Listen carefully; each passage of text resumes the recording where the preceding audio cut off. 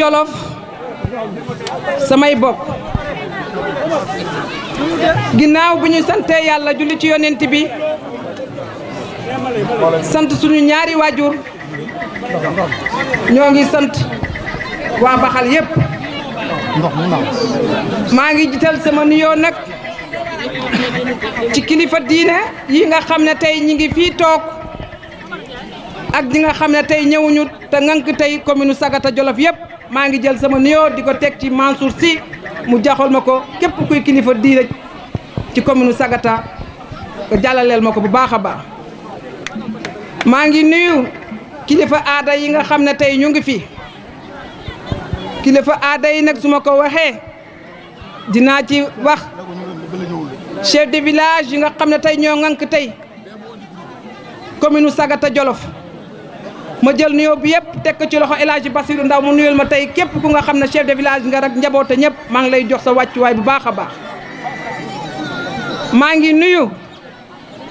jigéen ñi nga xam ne tey ñoo ngi fii tey ànd ak man tey ci bépp ak ba commune bi yëpp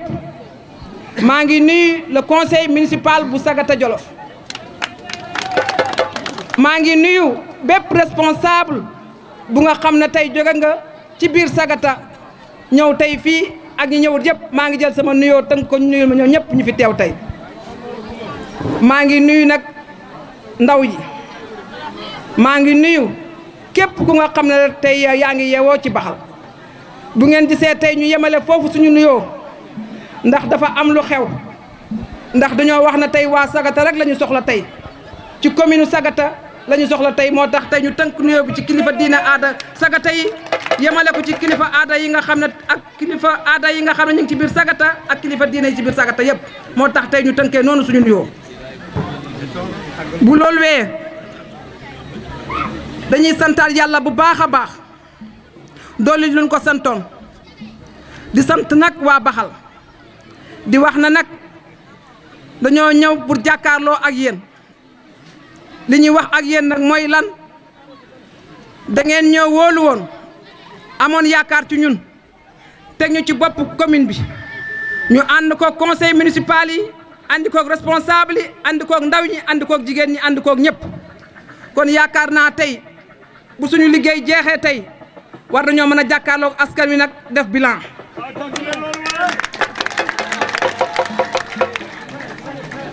may wax na nag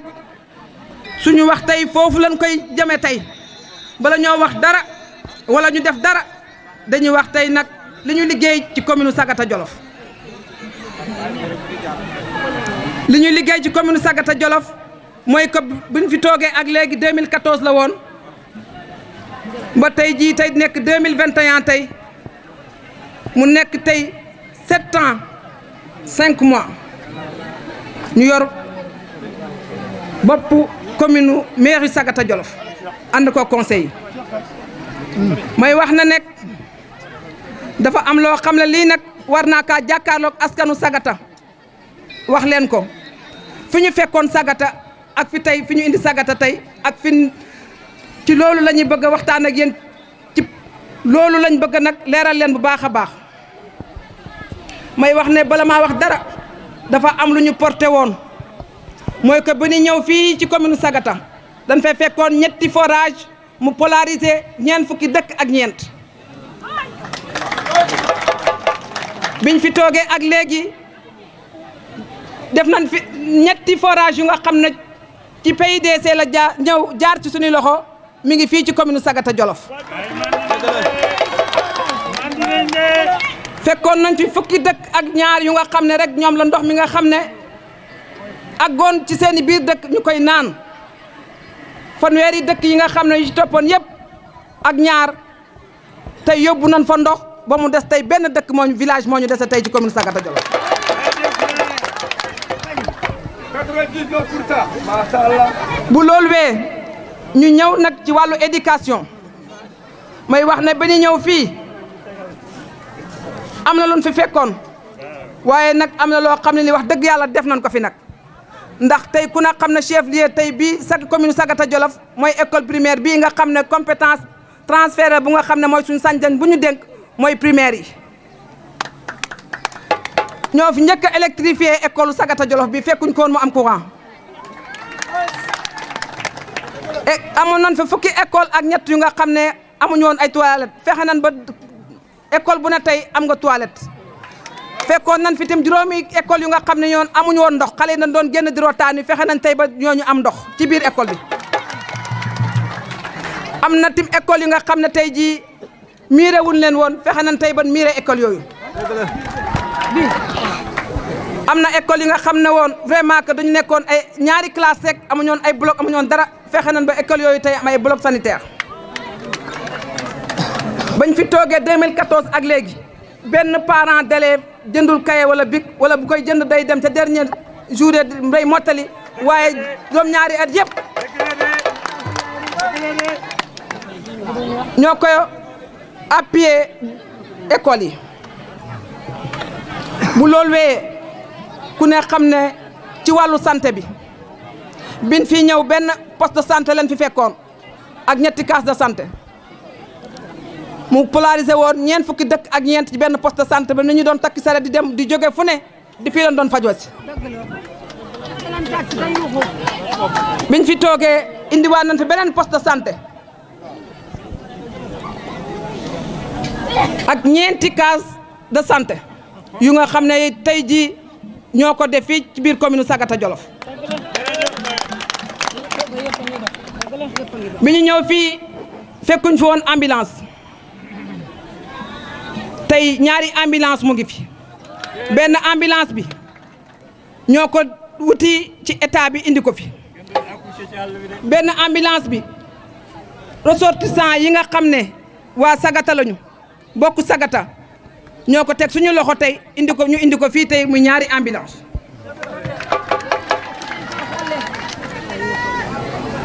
bu ñu toogee ak léegi musuñu fekk 2014 ak léegi chaque année ñoo ngi appuyer ñaari poste de santé yi ak case de santé yi ci fonds yi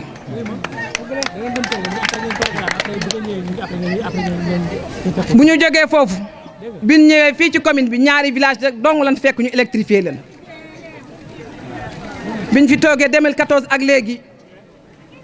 bu passé ñaari village yooyu électrifier nañ fa juróom-ñetti dëkk def fi ñaari extension bu nga xam ne jii tey bii mi ngi Xurbaxal bii mi ngi Kër Baay ak biir Sagata ak Siin bu ñu jógee foofu ku ne xam ne Jolof zone silo-pastorale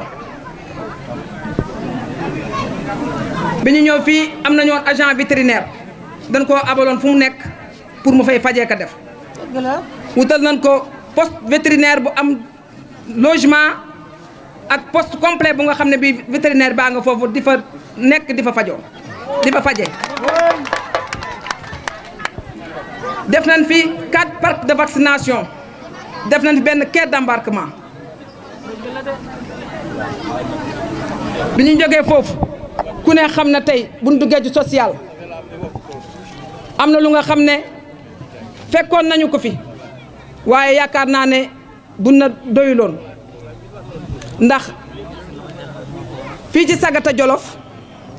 gis ngoon ni mu bindoo woon amuñu woon marché amuñu woon dara fu neex waaye toog lal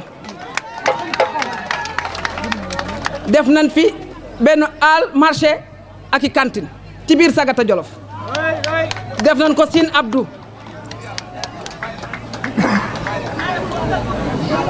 bi ñu jógee foofu dem nañ lijjanti ji benn ferme bi nga xam ne day ji tey valeur 120 millions tey boo fa duggee tey ëpp na tey fanweeri jigéen ak i góor ña nga foofa di daan seen doole di liggéey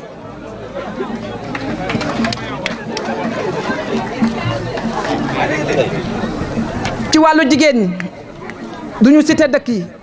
mais bi ñu ñëw fii yaakaar naa ne fekkuñ fi ay moulin à mil yu nga xam ne ñu nga doon dox tey jii dugal nañ fi fukki moulin ak à mil ak ñeent ci biir commune Sagata Jolof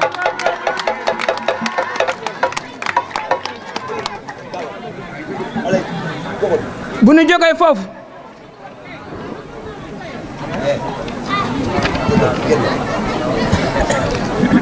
ba nu fi ñëwee étudiants yu Sagata Jolof musuñoo xam lan mooy subvention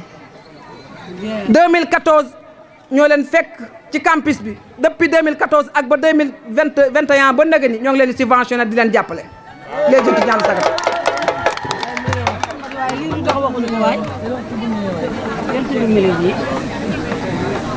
may wax ne en tout cas am na fu ñu fekkoon Sagata Jolof waaye nag tey am na fu ñu ko indi.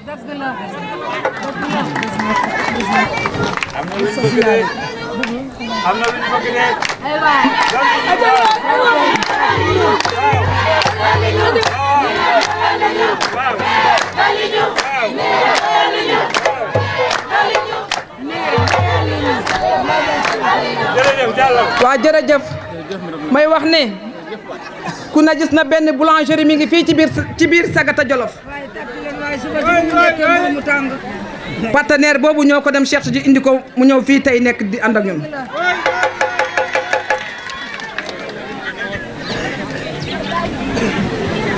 am na lu nga xam ne ci jigéen ñi tey jàppale na leen ci côté bu ne pour ñu mën a am seen autonomie bopp di liggéeyal seen bopp indi leen fi ay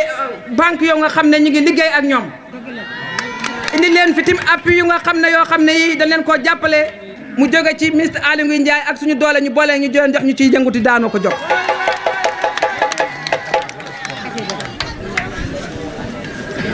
bu loolu wee ci ndaw yi nag jeunesse sport 2014 ba léegi chaque année ñu jàppale leen subventionné leen gunge leen tegal leen ku maire ànd ak ñoom ci bépp boor nag ci culture ak ci lépp.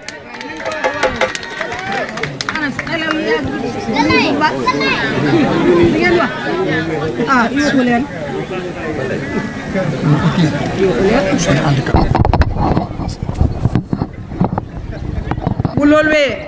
fekkoon naa fi ay handicapé yu nga xam ne ñoom kenn xamu leen woon kenn reconnaître leen woon fexe naa ba ñu am association am récépissé bu nga xam ne ñëpp a ko xam tey wutal leen appuyé leen 10 millions yoo xam ne yi tey ñu ngi seen biir ñoom ñu yoroon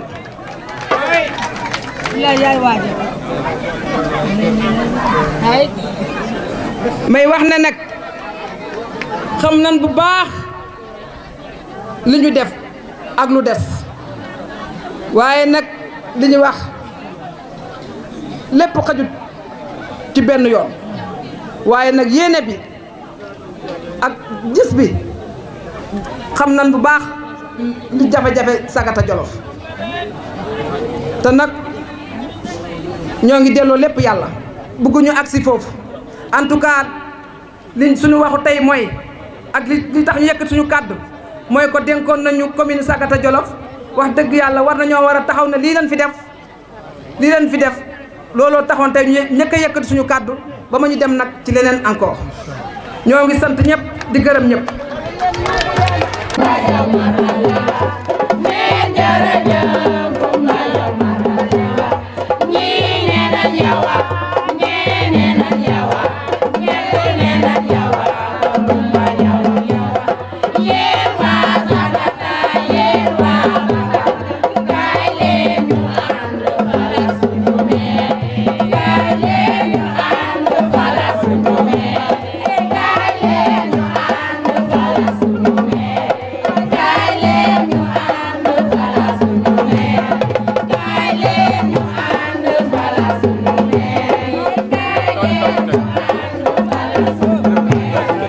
Ikhwatul muslimin akhawati fillahi lillahi wa ilallah akhakum wa habibakum Abu Muhammadu Mustafa Gassama bal xawmi moo leen di nuyu kenn ku ci nekk ci yéen ci turam ak santam di am mbégte ak contentement bu baax a baax ci teew ci dëkku gor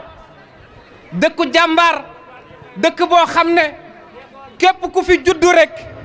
bu bal yi tàkkoon tey jii ñun ñëpp ci dënn la ñuy dal kenn du daw ay gor dëgg jàmbaar yi fàkk tëdd fu ñu dëkk bu ñu demee bay tànn dañuy tànn gor moo tax ku gis lii xew tey nga xam ne bi ñu dajee ba pare tànn nañu gor tànn nañu jàmbaar tànn nañu ku bëgg réewam tànn nañu ku bëgg boppam tànn nañu ku bëgg ay bokkam te ànd ak ñoom ci ngor jàmbaar ja laay wax madame Coumba Diaw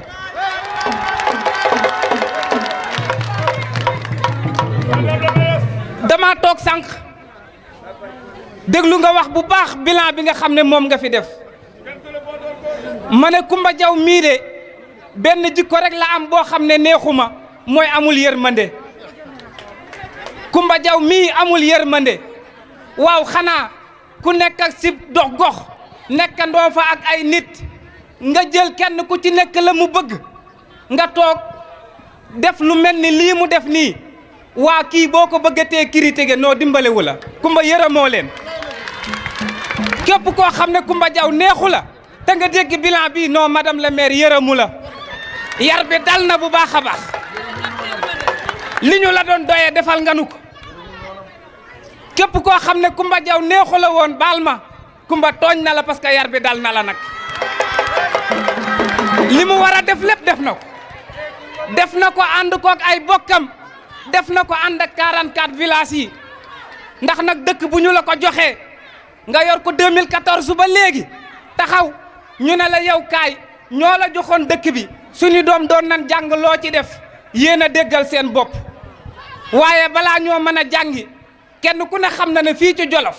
wax naa ne doomu baxal gu fi nekk te góorgóorlu yàlla defal la ndam xam nga lu tax ñun ñii ñëpp dañ ñu doon tëral ci pindu teen yi Coumba Diaw jëlee na fiw mar ñun ñii ñëpp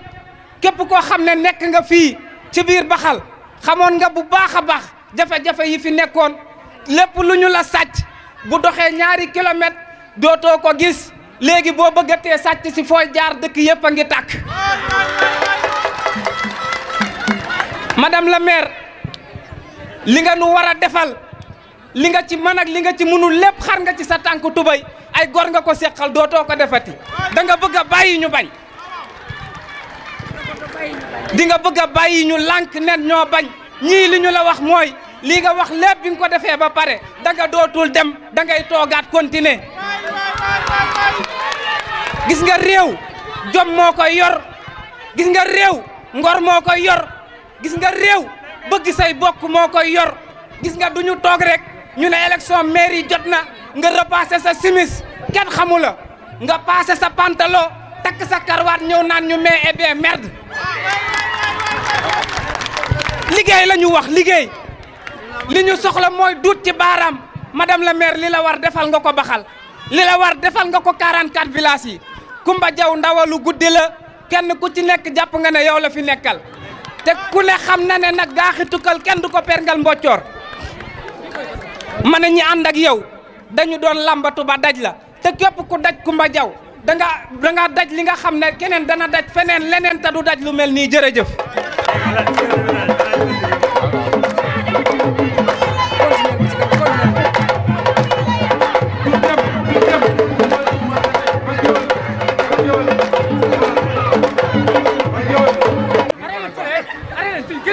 dama ne képp koo xamante ne Coumba Diaw neexu la loolu laa doon gëstu parce que xam naa ne ñi fi nekk ñëpp dañ koo bëgg mais Coumba Diaw mii ku mu neexul li la naqari mooy forage yi fi nekkul woon mu samp ko fi xëy na looloo la metti wala boog poste de santé yi jigéen ñi doon sonn takki sareet bay bëgg a dee mu fexe ba dëkk bu ne mu dem fa lijjanti ba sampal la poste de santé xanaa looloo la neexul ma ne Coumba Diaw ku mu neexul ndax lim nga xam ne lépp lu mu yor jox ko nit ñi te toog solidarité sociale bi muy def dama yaakaar ne loolu moo la neexul kon nag dama ne Coumba munoo dem pare guñu ci yow danga fiy toogaat mënoon nañu fee yenn li ci sama dënn nekk ci sama xel moo nekk ci xolu ñëpp 44 villages ñii amoo seen njëg munoo leen a jënd képp koo xamante ne da nga ñëwoon bëgg a dajale lii ci biir Jolof dëkku judd boo xam ne koo bëgg a jënd mu bañ képp koo bëgg a koromp mu bañ nga daje fa lu toll nii liggéey ak ànd ak say bokk ak goro la ko may yàlla na nga ko jëriñoo kon salaamualeykum wa rahmatullah.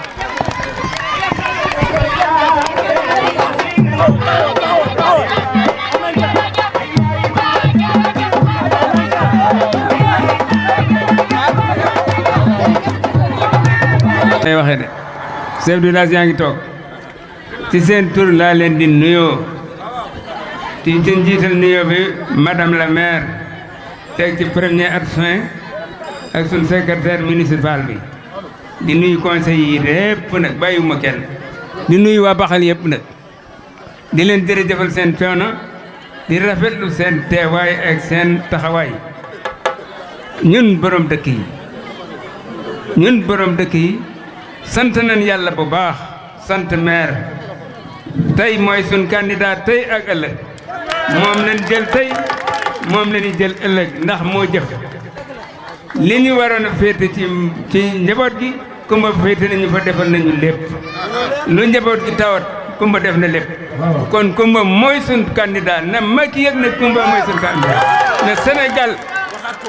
Macky ne yëg ne kumba mooy sun candidat na département bi yëg ne kumba mooy sun candidat chef du village yi daje ne kumba mooy seen candidat chef du village yi ko wax ñoo ko santaan ñoo ne kumba mooy seen candidat département bi région bi nañ ko dégg Sénégal gépp nañ dégg na kumba mooy sun candidat moo jëf liñ ko de kumba say bokk nee nañ nga dolli leen kumba say bokk nee nañ nga dolli leen kumba say bokk nee nañ nga dolli leen dolli ñu ma ne li des mooy dañ doon ñaan yàlla nangu na amin a ci des nee leen amin nee leen amin nee leen amin nee leen amin amin nee leen amin billahi mina shaytaani rajim bismillahi rahmaani rahim assalaamu aleykum wa rahmatullahi taala wa barakaatu maa ngi nuyu mbooloo mi góor ak jigéen mag ak ndaw di jiital nuyoo bi suñ kilifa gii toog mooy madame la maire Coumba Diaw maa ngi koy nuyu bu baax di ko sant di ko gërëm gannaaw ba yàlla wéyee lépp ak yàlla ak mooma bon nag jërëjëf la madame la maire maa ngi nuyu mbooloo mi fi daje yëpp maa ngi nuyu kilifa yëpp maa ngi nuyu chef du village yëpp bàyyiwuma kenn sun 44 bi chef du village yëpp maa ngi leen di nuyu sun imam yëpp maa ngi leen di nuyu sun responsable yëpp maa ngi leen di nuyu jërë ngeen jëf yal na yàlla fay leen wax dëgg yàlla bésab tey bii ku sa xol seddu dootu seddu mukk ci àdduna xol yëpp sedd na ndax madame le maire mii keroog ban koy fal fee ca mairie ba 46 conseil la ñeent fukki conseil ak juróom benn wallaay wal Quran asim kenn moyu ko 100% lañ ko watal 100% lañ ko watal lan doon wote ndimbalal yàlla mi ngi ne wane na ko ñu watal ko 100% mu nekk fi ba tey 7 ans ak genn wàll mu nekk fi di ñu liggéeyal dégg ngeen lim bilan bi mu indi bilan bi mu indi wax ko ñëpp dégg ko muy bilan bu dëggu bu rafet muy njëriñal ñëpp yal na yàlla fay ko jërëjëf madame la maire Coumba Diaw nga tuddoon ñoo la wateel conseil municipal wateel la tudd la madame la maire dan la koy falaat nga tudd madame la maire faw ma ne dan lay tegaat suñu kanam nga nekk madame la maire yàlla seeroon na ko barke sëñ Bamba madame le maire ngay déggaat madame le maire ngay déggaat madame le maire ngay déggaat ñoo la bëggal suñu bopp ñoo la bëggal suñu bopp ñoo la bëggal suñu bopp ñoo la bëggal suñu bopp ndax sa jom sa liggéey bu rafet sa baax sa bëgg askan wi sa bëgg njaboot gi moo war a lii bés bi tey bon nag incha allah dana fas yéene tegal suñu kanam yàlla mën na ko yàlla defal la ko yàlla dong na moo ko mën ñu ngi dékkaat yàlla suñu loxo yàlla nga tegaat suñu kanam yàlla sàmm la wattu loolu làq la fa yàqagul bi jaay Seydina Mohamed ba liñ bëgg ci yow liñ yéene ci yow ak li nga yéene sa bopp yàlla defal la ko amiin ya rabbal aalamiin jërëjëf Diaw jërëjëf Diaw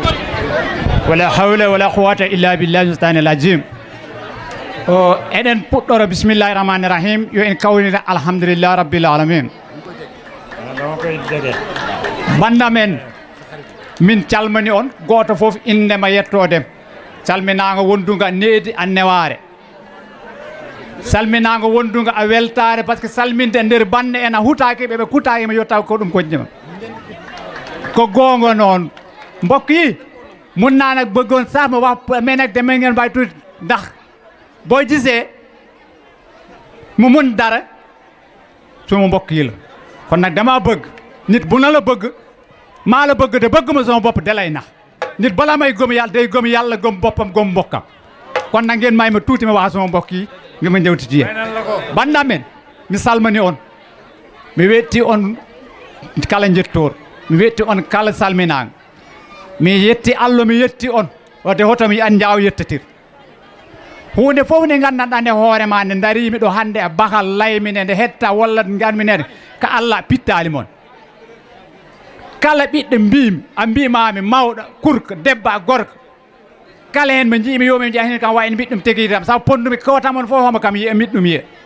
wadde noon kala ko mbawmi ɗo han walla kala ko darimi ɗo han ko Allah pittali moon mbiɗan wasilo noon gueɗel gotel ay neɗɗo wona ni ne wi way ko ni ne waɗi tan way ay hot neɗɗo hoto aña neɗɗo hoto añi neɗɗo yo sala yawe hono neɗɗo salorto yawe wona weduru wona jaasi wona fetel koto jëf sabu ɗum ɗo on kangaka on mbasani hoɗon jeeya ƴeeweɗo ɗo ɗo ganduɗa wonɓe yeeso gueta ɗon won yeeso sabu ɗum ɗon neɗɗo wawa ɗo firtu anda ndigi neɗɗo wawa ɗo firtu jogaki ndigi il faut mbaɗɗon gandala jangre janggon gandon jangi noon gondon kala mo mbiɗon yawtuma yeeso kala mo wona ɗo ma siwtor ɗum wadde noon Allah jarama on jarama mi yetti on tinne jaggon madame le maire noon ko kam jaggi on noon ne jaggon mbiɗa andi hoɗon jaggi kono jaggon madame le maire sabu madame le maire wiyama ɗo joguiɓe équipe mo ganduɗa hoorema ɓe anda haydara ɓeɓe wonde mairie ɓe ganda dara par ce que wondi ko fulɓe on ganda haydara noon kono kala mo jaaɗo no lambel liɓon ɗum gondi e ngal wayde andu nden wayde andu jogue nden on ganda on mbawa kono kala mo daare lambe koddono bawɗi ɗo bakal ɗum terɗo kala mo wonde e monde yaada hiɗ kala mo wondani e monde musigowdi ma hirtataka madame le maire noon ko onon wadde gondono mum wala musidɗo on jarama ngeen mbalma tuuti mbokk yi maa ngi leen di nuyu di leen sant mu ne may wax pulaar ba pare wax moolo maa ngi leen di sant di leen gërëm di nuyu madame le maire di nuyu bakal yëpp ndax boo gisee ñuy wax xale demal fori mu dem fori ñëw du xale bi moo fori mag bi ko nee demal fori xam bi xam luñ doon fori foofu kon madame le maire déggoon naa fii ay kaddu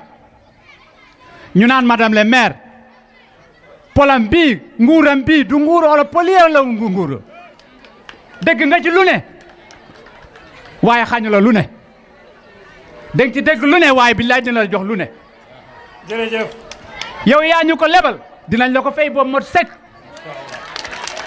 bépp doomi mbi maami laa la wax duñ la ko fayee yet duñ la ko fayee jaasi duñ la ko fayee fetel liñ la koy fayee koo andi ci làmb gi yow yaa di nga yóbbu victoire bi madame le maire ñun ñoo ne wax ne madame le maire ka aan madame le maire gisuñ keneen madame le maire li nga def doy nañu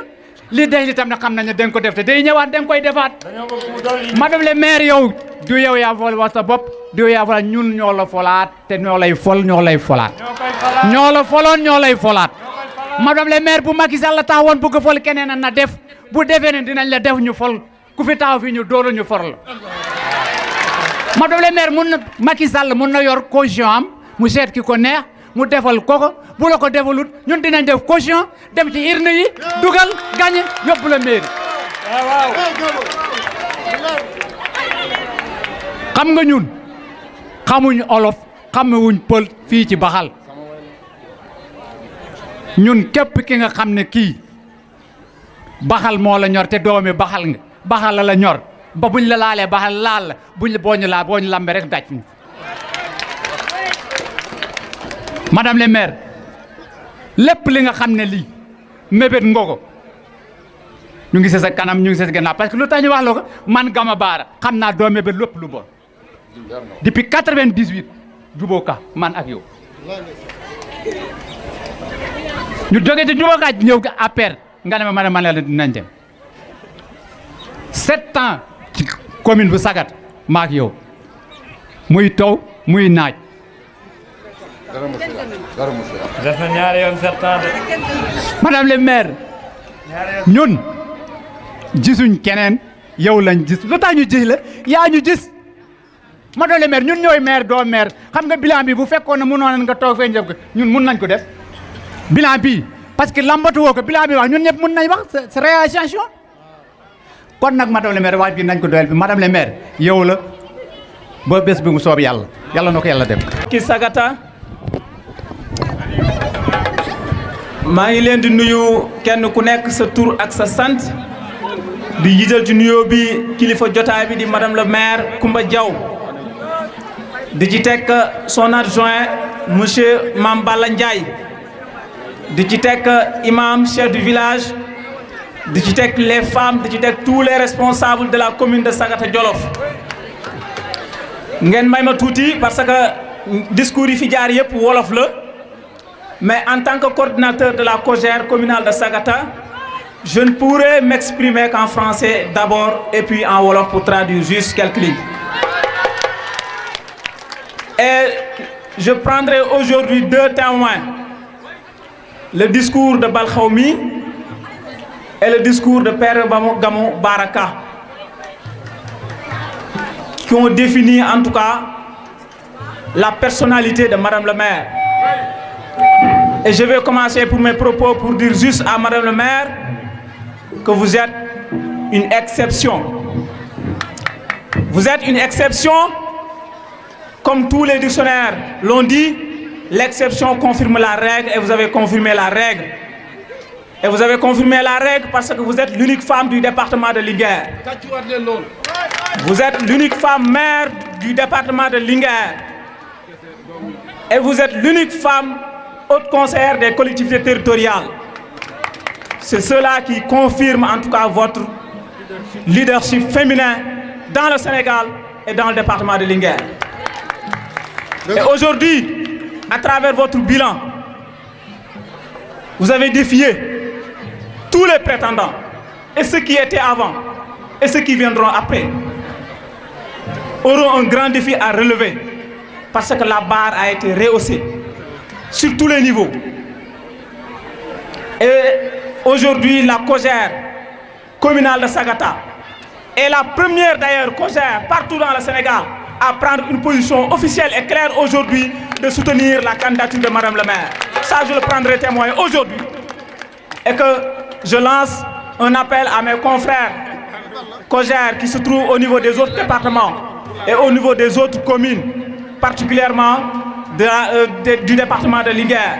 que nous avons un objectif et nous avons des ambitions, mais aussi nous avons l'obligation de soutenir les maires qui ont un bilan positif. Et aujourd'hui,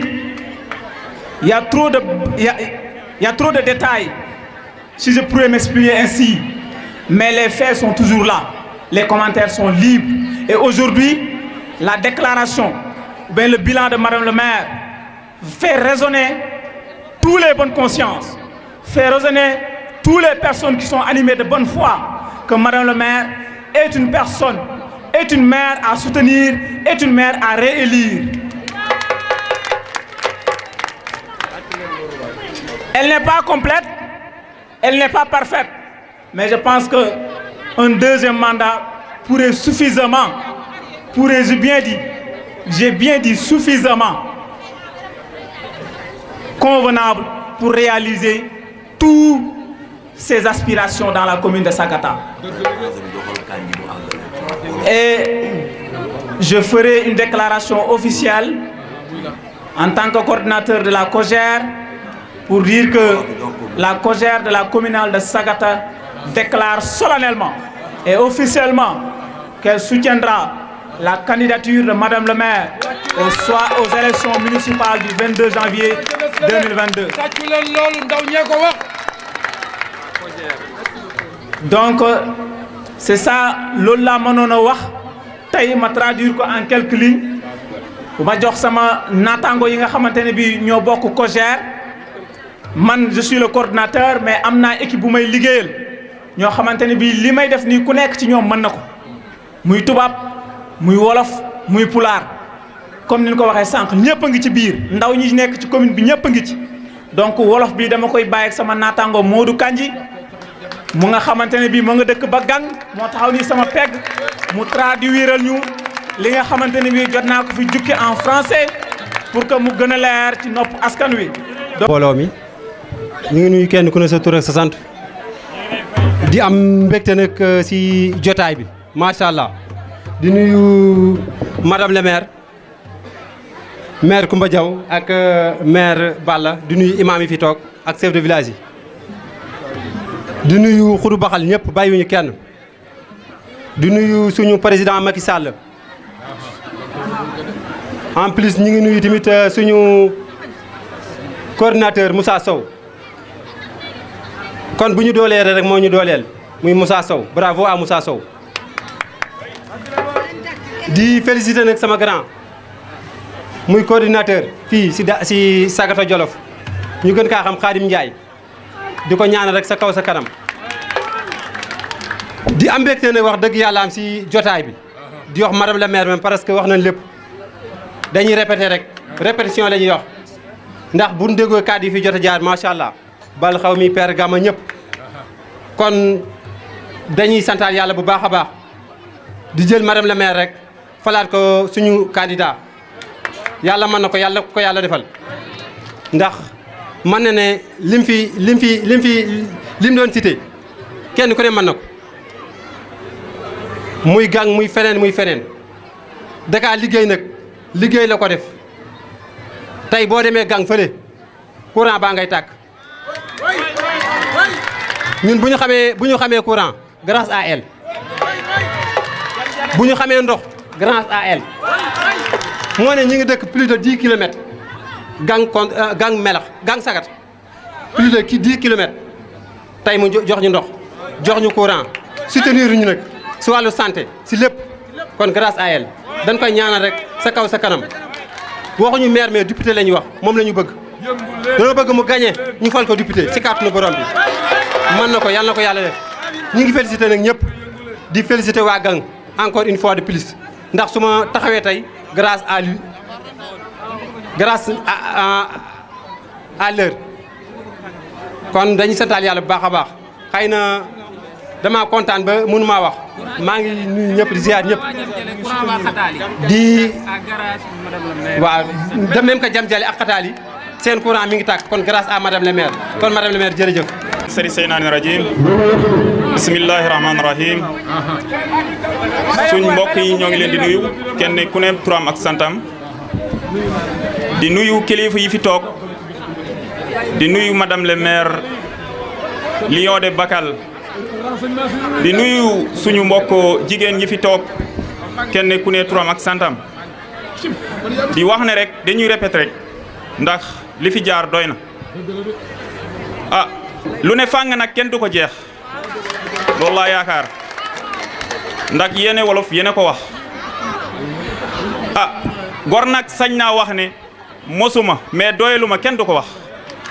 képp ku fi toog tey da ngay ñaan yàlla dolli waaye mos nga ñun son yi nag wala ñun kale yi su ma waxee suma baat gone yi fi nekk di haal pulaar yi di wolof yi di séeréer yi di naar yi ñëpp a gis seen bopp ñun nag moom lañ gis te moo ñu doy moom la ñuy falaat mooy suñu candidat amuñ keneen gisuñ keneen lim ñu won doy nañu te ndim lim tàmbali ku la jox ndekki jox la añ bu la diggee reer war ngaa mun a xaar bu fekkee gore nga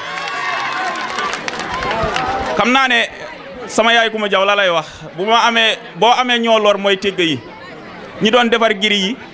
yi di defar giri yi ñuy root ci àll bi yàlla def na kenn ku ne tey sa robinet mu ngi sa kër ci ngay woggee bon loolu kontaan nañ ci trop kaddu yi nag mënut a sori mënut a gudd tamit ndax pël buy jàng wolof la wante maa ngi gërëm daal di sant di déggal suñ bopp tamit 44 villages yi fi nekk ñëpp gisuñ keneen keneen doy leen ku dul madame le maire mi toog dama koy déggal waaw bu loolu jeexee ma santaat sama mbokk yi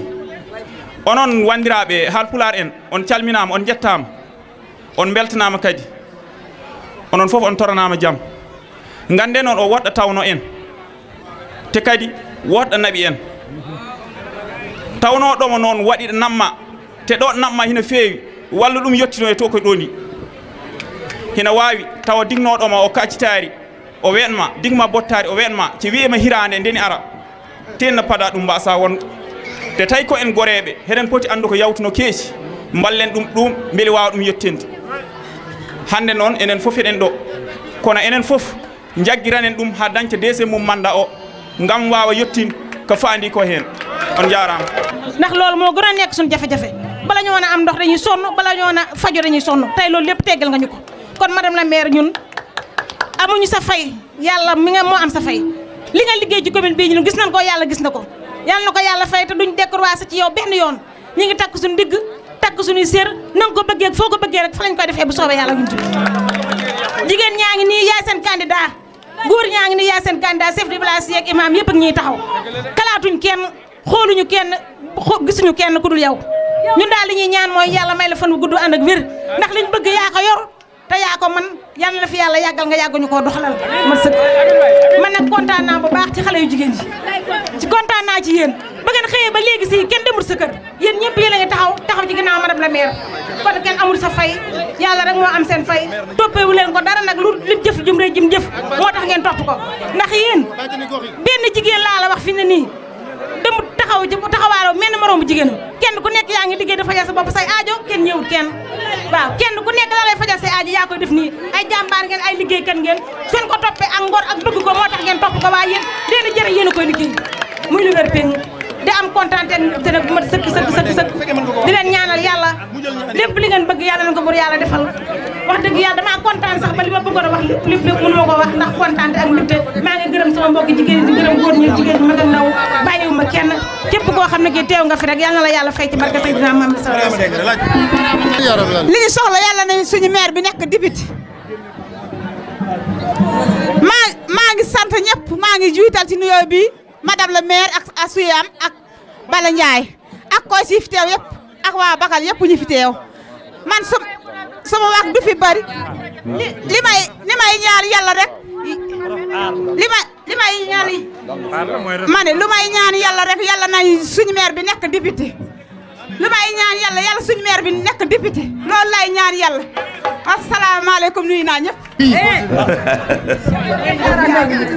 madame la maire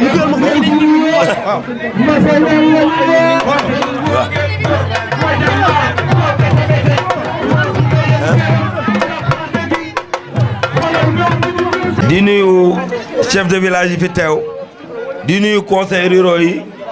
di nuyu effectivement madame la maire mi nga xam ne tey moo waral bés bi wax ji nag duñ ko guddal ndax lépp wax nañu ko tey dañuy wax ne rek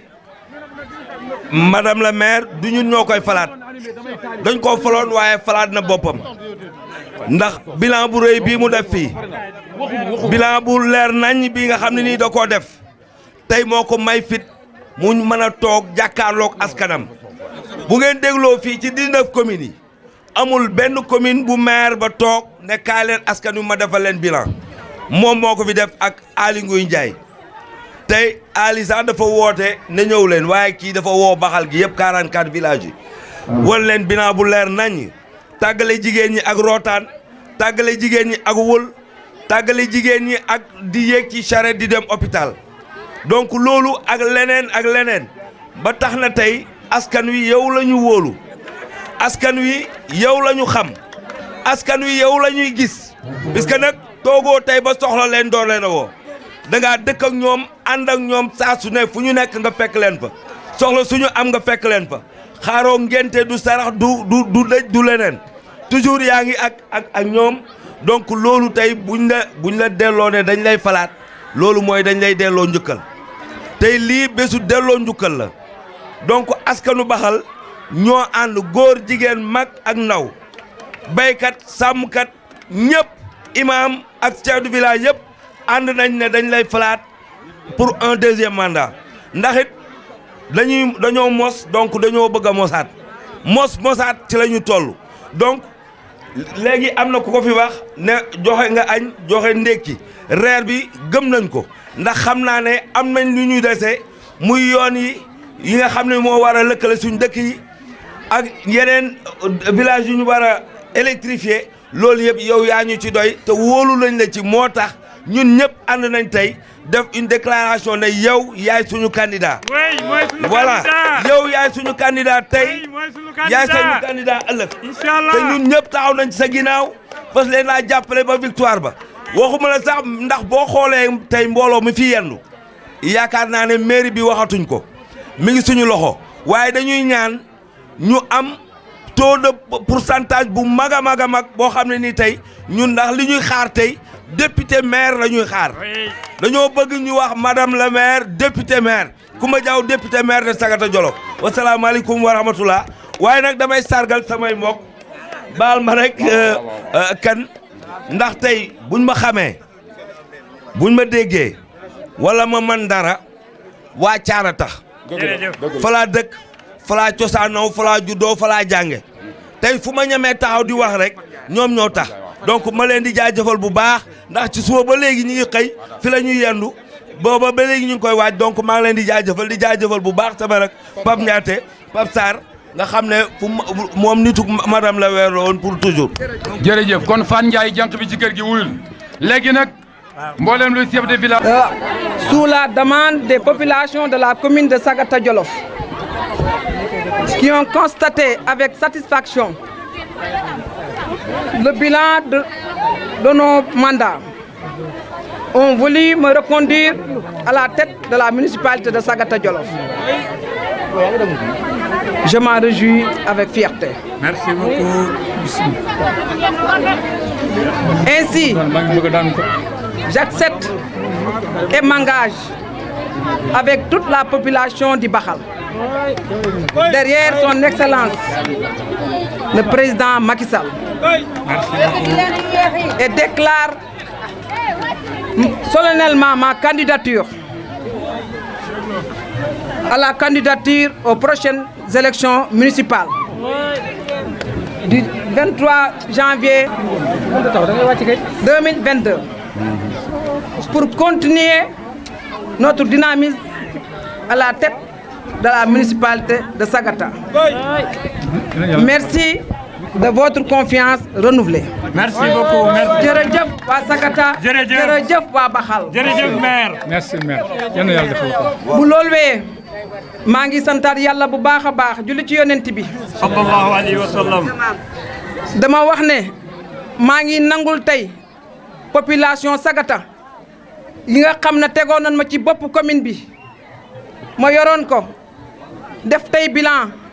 ñu nangu ko rafetlu ko bu baax a baax ñu taxawaat képp ku nga xam ne tey jii mu bokk ci commune Sagata les chefs de village les conseillers la jeunesse les femmes toute la population de Sagata les imams yi ëmb 44 villages yëpp tey taxaw tey na tey maay seen candidat ci candidature yi kon nangul naa leen ko bés ni ki tey. jërëjëf yàlla na la jik min am na ko yàlla def.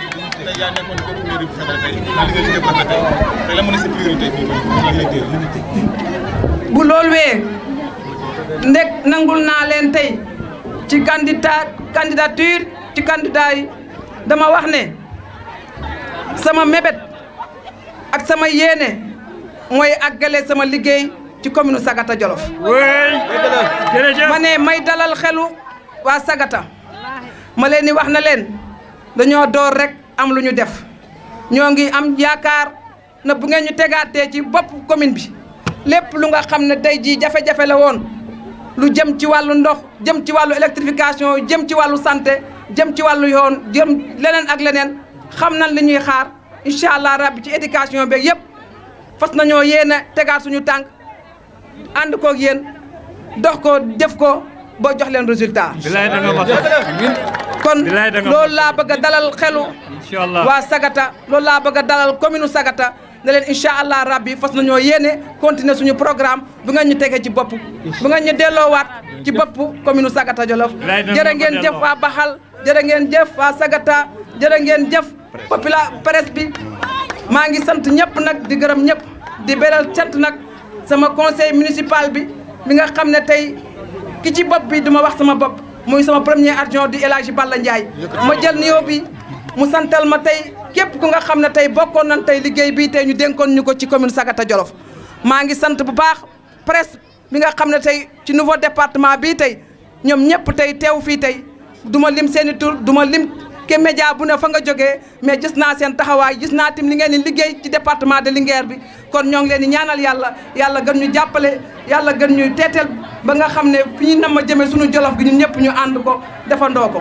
sant nañ ñëpp gërëm nañ ñëpp en tout cas aw ma fay waa Baxal lépp nga xam ne yaa ngi fi yeewoo di olof di alpulaar di naar di séeréer aw ma seen fay maa ngi leen di bàyyee yàlla te li leen ngeen daal dékkaat loxo waa Baxal gépp na leen nag dañoo fas yéene bëgg a ànd ak képp ku nga xam ne rek Baxal ñor na la pour liggéey Baxal ñoo ngi la tàllal loxo pour nga ñëw ñu ànd ñu liggéey Baxal ci luy defar Baxal rek luy jëmale Baxal kanam ak luy taxaw Baxal jërë ngeen jëf. merci beaucoup madame le maire jërëjëf. benn question.